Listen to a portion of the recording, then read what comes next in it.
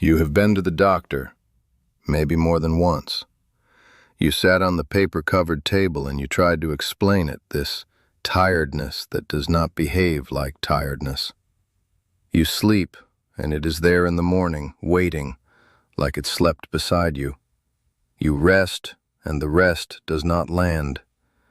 You have cut things out, added things in, taken the vitamins, walked the walks, and the weariness sits exactly where it sat before, somewhere deeper than muscles, somewhere the blood tests cannot reach. And the tests came back fine. And the doctor, a good doctor maybe, said the words you have learned to expect: everything looks normal for your age. And you drove home with a clean bill of health and the same heavy chest, feeling like a liar and a mystery at the same time. Tonight I want to offer you the old explanation, the one my people would have given you before the paper-covered tables existed. The tests came back fine because the tests were looking at the body, and it was never your body. Your body is tired the way any faithful old horse is tired, honestly, from the road. But the weariness you are describing, the one underneath, the one sleep cannot touch, that is not the horse. That is the rider. My grandmother would have said it in 4 words: your soul is tired. And a tired soul, she taught me, has its own signs, as clear as any fever, as readable as any chart, if someone teaches you to read them. Nobody taught you. The world you grew up in stopped reading souls a long time ago. So tonight I am going to teach you the 5 signs, the way they were taught to me. And as I name them, be honest with yourself. Mark which ones you carry. Because at the end I am going to tell you what tired souls need. And I promise you now, it is not what tired bodies need. And that is exactly why nothing you have tried has worked. The first sign your soul is tired and not your body is that things have lost their taste. Not your tongue, hear me. The food still registers salt and sweet. I mean the taste of things. The meal you used to love arrives and it is fine, only fine. Eating has become refueling. The music plays, the same songs that used to lift the hair on your arms, and now they pass through you like weather through a window.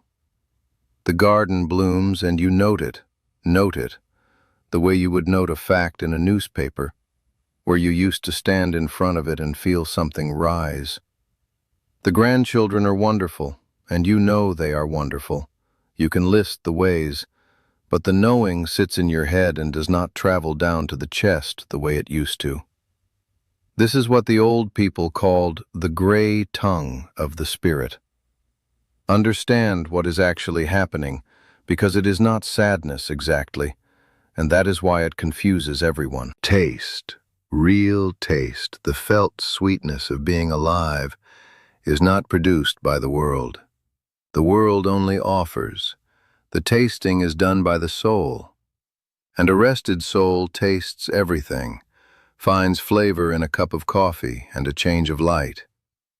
A tired soul cannot taste, the way a tired tongue after sickness cannot taste, no matter what feast is set before it. So people make the mistake, and you may have made it, of changing the feast. New purchases, new shows, new plans, richer and richer offerings set before a taster too weary to taste. The feast was never the problem. Stop changing the menu. The soul does not need better dishes. It needs rest, its own kind. And I will teach you its kind before we are done tonight. The second sign is that you feel heaviest in the morning.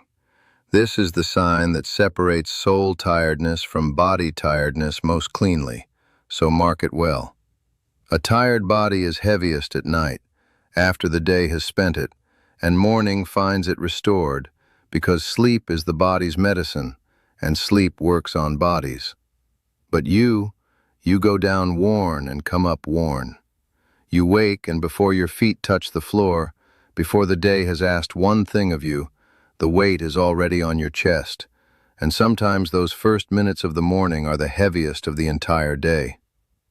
The modern books have their names for this, and some of their names are useful, and if a doctor has given you one, honor it. I do not war with medicine. But hear the old understanding beside it. Sleep repairs the vessel. Sleep does not refill it. The refilling of the spirit was never sleep's job. The refilling happens through other doors: quiet, ceremony, beauty, meaning. The doors I will name at the end. And if all of those doors have been closed in a life, and in most modern lives every one of them is closed, then a person can sleep 9 hours a night for years and wake empty every single morning, because the vessel was repaired all night, but never once refilled. You are not failing at sleep. Your sleep is doing its whole job. It is the only worker left on a site that used to employ 5. That is why the mornings are heavy. You are waking up repaired and empty, and repaired and empty feels exactly like what you feel, and no earlier bedtime will ever fix it. My grandmother explained this to me with her water jar, and I give you the picture because it will stay with you longer than any words. She held up her clay jar one evening, the one she carried from the well her whole life, and she said, "When this jar cracks, I mend it. That is repair." And the jar can be perfectly mended, she said, every crack sealed, sound as the day it was made, and still be bone empty. Mending and filling are 2 different works. Nobody confuses them with a jar. And then she looked at me the way she looked when the teaching was arriving, and she said, "But with themselves, people confuse them all the time. They mend and mend, the sleeping, the resting, the doctoring, the early nights, and they cannot understand why they are still empty, and it is because in all their mending they have not once walked to the well. Sleep is the mending. It seals the day's cracks, and it does that work faithfully, which is why your body is not falling apart. But the well, grandson, the well is somewhere else entirely, and a person who has forgotten where their well is can mend themselves perfectly every night for 30 years and carry an empty jar the whole time. When she finished, I asked her the question you are asking right now. Where is the well? And she smiled and said, "That is the right question, and it is the last one tonight has room for. Tomorrow I will show you, and I am going to do for you what she did for me. First the signs, all 5, so you know your jar. Then, before you leave tonight, the well. Stay with me. Before I share the next teaching, I need to tell you something. I am not going to be here forever, and most of what I know was never written anywhere. So I sat down and I wrote it. All of it. 20 teachings, 4 parts, in the order they were meant to be received. The ones about what refills a spirit and what only repairs it. The ones about the doors that were closed in your life without your permission. The ones I have never said on camera. It is called the Native Way, and it costs less than 1 dinner you will not remember. Scan the code on your screen or look in the comments. But do not leave yet, because the 3rd sign is the one that frightens people when I name it, and I need you to hear it from me gently before life shows it to you roughly. The 3rd sign your soul is tired is that you have started avoiding people you love, not enemies, not the draining ones. I have taught you about those, and avoiding them is wisdom. I mean the good ones, the friend whose call you let ring out, and she is a good friend, and you could not have told anyone why you did not pick up. The visit you postponed twice, to people whose company you genuinely love. The gathering you left early, not because it was bad, because being there, even happily, was costing something you did not have. And afterward the guilt, because you cannot explain it. You love these people. Why are you hiding from love? I will tell you why, and when I tell you, the guilt can go. Every meeting with another person, even a beloved person, even the most gentle meeting on this earth, asks something from the spirit. Presence is an expense. Attention is an expense. Being seen, being known, responding, offering yourself across the table, all of it is paid for from the soul's account.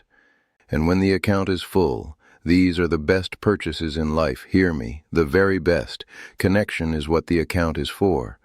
But when the account is empty, when the soul is running on fumes, even a beloved face becomes an invoice, and the spirit, wiser than you, older than you, begins quietly declining transactions, not because the love died, because the account is empty and the soul is protecting the last of it. So the avoidance is not a sign you have become cold, or that the love has gone, and it is certainly not a reason for guilt. It is a sign, one of the clearest, that the vessel is nearly dry. The tired soul does not stop loving. It stops being able to afford love's expenses. And the answer is not to force yourself out more, as the cheerful advice always says, and not to withdraw completely either. The answer is to refill the account. Then watch.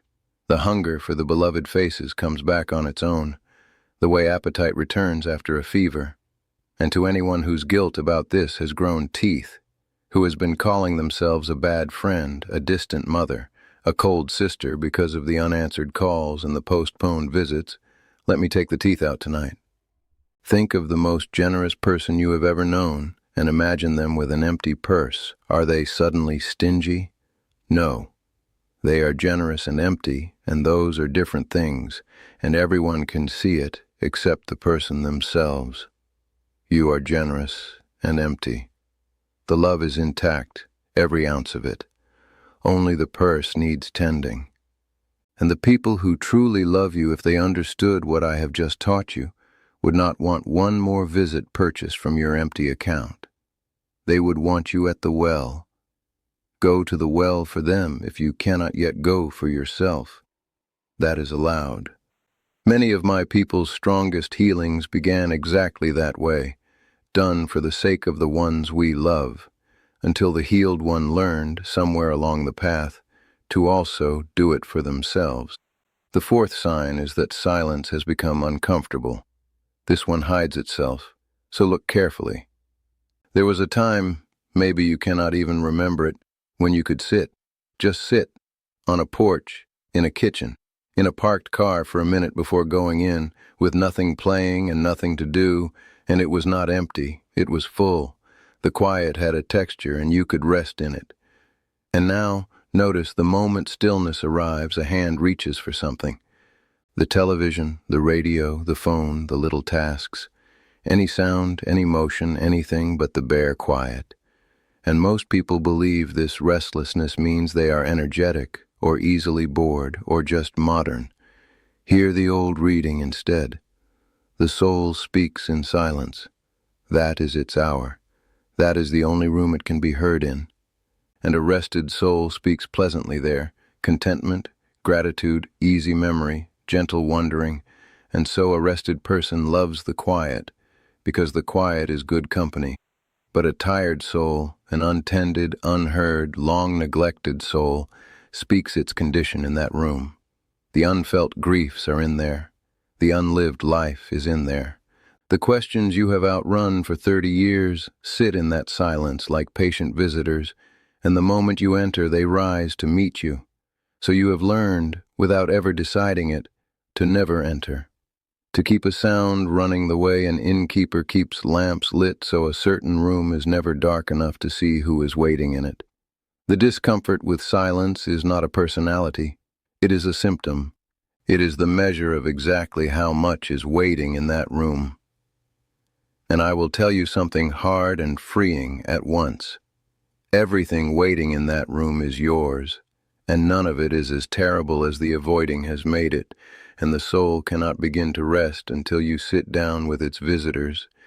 They did not come to destroy you. They came to be felt, and then to leave. They have been trying to check out of that inn for decades. You are the only one who can receive them at the desk. And the fifth sign, the deepest one, is that you have stopped wanting things for yourself.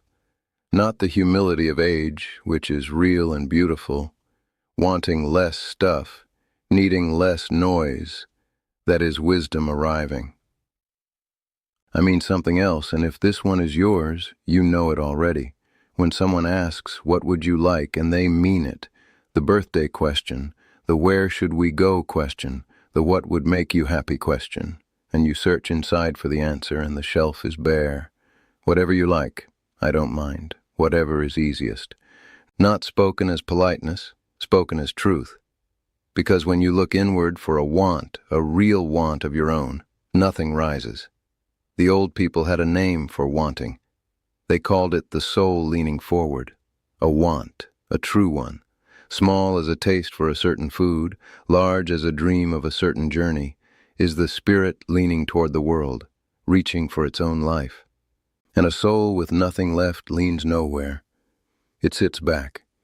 It lets others choose, not from generosity but from depletion, because leaning takes strength it no longer has. This is the sign that has gone the furthest, and if it is yours, hear me speak directly to you now. The wants are not gone. I promise you this on everything I have taught. They are folded away, deep in the tired place, the way seeds fold themselves in a drought. Your soul stopped leaning because leaning was never answered, year after year, want after want deferred for everyone else's wants, until the leaning itself seemed pointless, and the spirit, to save itself, stopped. But drought seeds are alive. Every gardener knows it.